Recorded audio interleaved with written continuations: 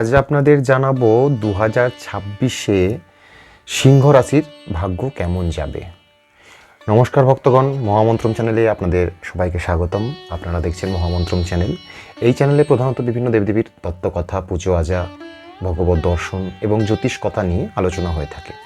তো আপনারা যদি এই চ্যানেলে নতুন হয়ে থাকেন তো অবশ্যই চ্যানেলটি সাবস্ক্রাইব করুন এবং আমাদের ভিডিও কেমন লাগছে সেটা কমেন্ট করে জানাতে ভুলবেন না। তাহলে প্রথমেই আজকের আলোচনার বিষয় নিয়ে আসা যাক যে 2026-এ মানে আগামী 2026-এ সিংহ রাশির যারা জাতক বা জাতিকা রয়েছেন তাদের ভাগ্য বা জীবন বা সুবৃদ্ধি কীরকম হবে। তো প্রথমেই যদি সিংহ রাশির জাতক জাতিকাদের ভাগ্য নিয়ে বিচার করতে হয় তাহলে যেটা প্রথম উঠে আসে সেটা হলো সিংহ রাশির জাতকরা প্রধানত কেমন স্বভাবের বা কেমন প্রকৃতির হয়। সিংহ রাশির জাতকরা প্রধানত বিভিন্ন কারণবশত বা ধরুন নক্ষত্র বা গ্রহের কারণে বা বিভিন্ন বিভিন্ন শক্তির কারণে প্রধানত এরা আত্মবিশ্বাসী হয়ে থাকেন। এই সিংহ রাশির জাতকদের আপনি দেখতে পারবেন যে প্রতিটা পথ চলার সময় এদের মনের মধ্যে আত্মবিশ্বাস এবং দৃঢ়তা আপনি প্রতিটা মুহূর্তে লক্ষ্য করতে পারবেন। সিংহ রাশির মানুষরা নিজেদের শক্তি সম্বন্ধে খুবই সচেতন এবং দৃঢ় চেতনা সম্পন্ন হয়ে থাকে। এরা সহজেই যে কোনো কাজেতে নেতৃত্ব প্রদান করতে খুব সক্ষম। এরা সহজেই যে কোনো কাজেতে নেতৃত্ব প্রদান করতে খুবই সক্ষম হয়। এদের জাতক জাতিকারা আরেকটা জিনিসও লক্ষ্য করতে পারবেন, খুবই উদার মনের মানুষ হয়ে থাকে। এরা উদয় বা হৃদয় খোলা মনের মানুষ হয়ে থাকে, যার সাহায্যে এরা অনেকটা জীবনে উন্নতির পথ খুঁজে পায়, মানে খুব সহজেই উন্নতির পথ এরা খুঁজে পায়। ধরুন আপনার সিংহ রাশি কিনা আপনি জানেন না, তো আপনি বুঝবেন কী করে যে আপনার সিংহ রাশি বা আপনি সেটা বিচার করবেন কীভাবে। তাহলে আজকে সেটাও বলে রাখি, আপনার নামের প্রথম অক্ষর যদি ম বা ট দিয়ে হয়, ইংরেজিতে যদি বলি এম বা টি দিয়ে হয়, সেটা রাস নাম বা প্রধান নাম যেটা আপনি জানেন, তাহলে জানবেন আপনার সিংহ রাশি এম বা টি। এরপর যেটি বলার ছিল সেটি হলো সিংহ রাশির জাতকদের এই 2026-এ যদি ধরুন আপনারা বিবাহ করছেন বা দাম্পত্য জীবনে পা দিচ্ছেন তাহলে আপনাদের কতটা শুভ হতে পারে। প্রথমেই বলি 2026-এর সিংহ রাশির জাতকদের দাম্পত্য জীবন বা বিবাহিত জীবন সম্পর্কে খুব একটা খারাপ যাওয়ার সম্ভাবনা কিছু নেই। প্রধানত এই বছরটি মে মাসের পর থেকে মোটামুটি মে মাসের 15 তারিখের পর থেকে আপ টু ডিসেম্বর পর্যন্ত খুবই একটা ভালো সময় আসতে চলেছে আপনাদের এই জাতক জাতিকাদের, এই সিংহ রাশির খুব ভালো একটা সময় আসতে চলেছে। এই বছরটি আপনাদের বাগদানের জন্য একদমই পারফেক্ট বলে এই মহামন্ত্রম চ্যানেল মনে করছে। আপনাদের এই রাশির যারা জাতক বা জাতিকা রয়েছেন তাদের অবশ্যই মাথায় রাখবেন যে সিংহ রাশির সঙ্গে কন্যা বা তুলা এই রাশির জাতক বা জাতিকার সঙ্গে বিবাহ যেন আপনাদের সম্পন্ন হয়, এটা মাথায় রাখবেন।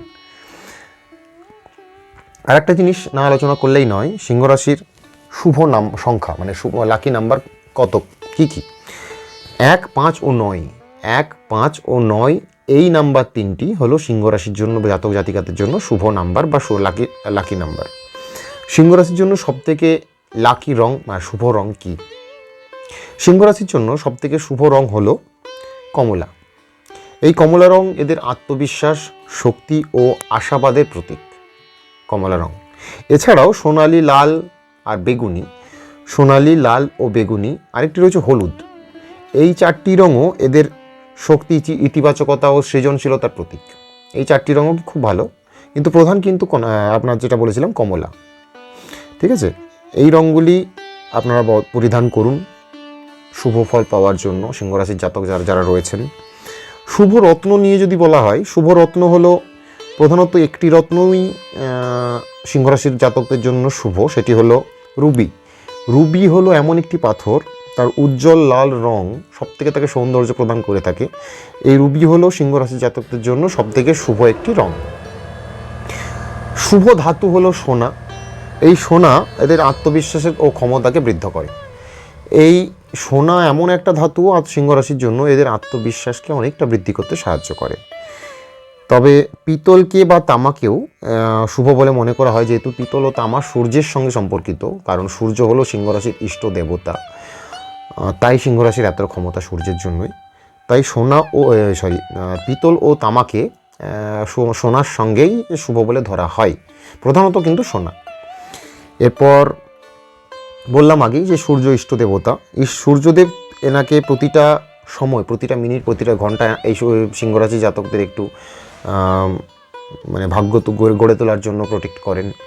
এছাড়াও ভগবান শিব ও কাত্যায়ন দেবী কাত্যায়ন যদি পূজা করে থাকেন সিংহরাশি জাতক জাতিকারা, তাহলেও কিন্তু অনেকটা ফলপ্রসূ হয় এদের জীবন। এরপর আজকের ভিডিওর প্রধান যে বিষয়টি ছিল সেটি হলো 2026 এই সিংহরাশি জাতিকাদের কেমন যাবে। প্রথম বলি যে সিংহরাশি জাতক জাতিকাদের জন্য সাফল্য, নেতৃত্ব, আর্থিক স্থিতি লাভের জন্য 2026 একদম শ্রেয়, কিন্তু সেটা মে মাসের মিডিল টাইম থেকে 15 তারিখ থেকে আপ টু একদম ডিসেম্বর পর্যন্ত কোনো সমস্যা হবে না। একদম আপনার ভাগ্য চরম শিখরে থাকবে। কারণ সূর্যের স্থান নবম নক্ষত্র থেকে একদম দশমে আসছে, তো কোনো সমস্যা হবে না। মোটামুটি আপনি আপ টু মে পর্যন্ত প্রথম দিকটাতে একটু টানাটানি আপনার জীবনে আসতে পারে, সেটা খুব একটা সমস্যা তাতে আসবে না আপনাদের। যাই হোক, মানসিক চাপ একটু কাজের জায়গায় আপনার বাড়বে, সেটা ব্যবসা হোক বা চাকরি হোক, মানসিক চাপ একটু বাড়বে। আপনার অফিসে মনোযোগ দেওয়াটা কিন্তু খুবই বাঞ্ছনীয়। আপনি যদি চাকরি করে থাকেন তাহলে অফিসে আপনার মনোযোগ যদি দেখেন যে কমে যাচ্ছে, সেখানে কিন্তু মনোযোগ একটু আপনাকে দিতে হবে, তবে আপনার কিন্তু শ্রীবৃদ্ধি হবে প্রথম দিকটাতে। তারপরে কিন্তু মে মাস থেকে আপনার ঠিকঠাক এসে যাবে। ভালোবাসার দিকেও বলেছি ঠিকঠাকই আছে। টাকা পয়সার দিকে কোনো সমস্যা হওয়ার কথা নয়। রবি যেহেতু দশমে গিয়ে পদার্পণ করছে, তো অতএব সূর্য যেহেতু দশমে আসছে, তো তাহলে টাকা পয়সার সমস্যা হবে না। মোটামুটি স্বাস্থ্যর দিকে যদি বিচার করা হয়, এই জাতকদের স্বাস্থ্য নিয়ে আপনাদের যদি বাড়িতে দেখেন যে মানে কোনো শ্বাসকষ্টজনিত কোনো রোগ রয়েছে কোনো ব্যক্তির আপনার বাড়িতে, তাদের থেকে একটু আপনারা দূরে থাকবেন। তাতে কিন্তু আপনাদের শরীরের শ্বাসকষ্টজনিত রোগ আপনার আসতে পারে, সংক্রমণ হতে পারে। তো যাই হোক, আর কিছু খারাপ আপনাদের লক্ষণ দেখছি না। মোটামুটি ভিডিওটি এখানেই শেষ করছি। খুব খারাপ আপনাদের যাবে না। আপনারা সবসময় মহামন্ত্রম চ্যানেলের সঙ্গে থাকার জন্য সাবস্ক্রাইব করে রাখুন এবং কমেন্টে আপনাদের মতামত অবশ্যই প্রদান করুন। যাই হোক, ভিডিওটি এখানেই শেষ করলাম। নমস্কার।